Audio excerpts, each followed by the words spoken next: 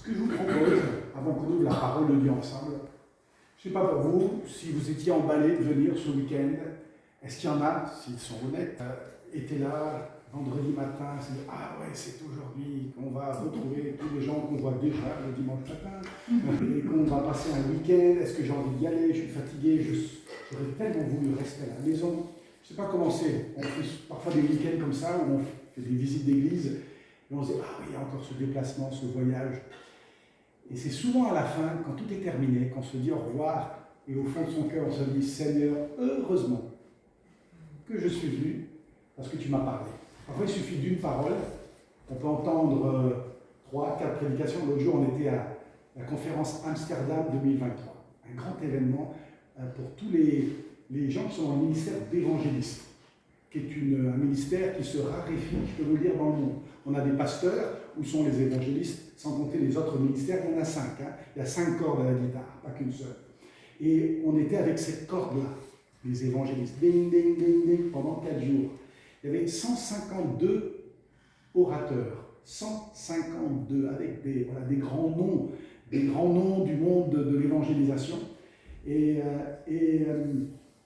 quand on est reparti, on a repris l'avion Amsterdam, Bâle, Mulhouse, ça prend qu'1h10.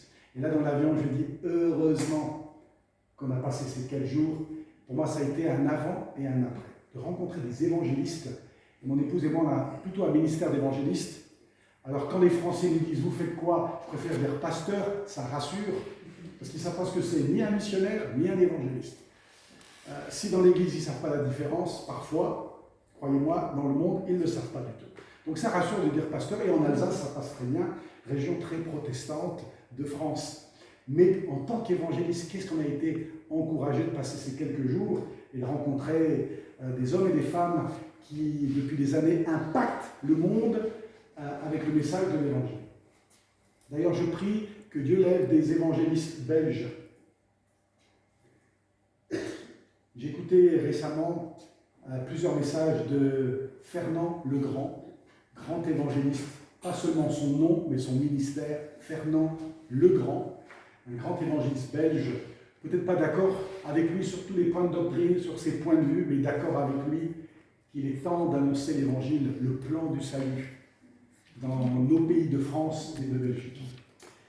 Et bien, je prie qu'à la fin de ces quelques sessions ensemble, vous puissiez dire « Heureusement que je suis venu, j'ai retenu qu'une phrase, mais c'est pas grave. » Quelqu'un dit dans l'Évangile à Jésus « Dis un mot. » Dis un mot.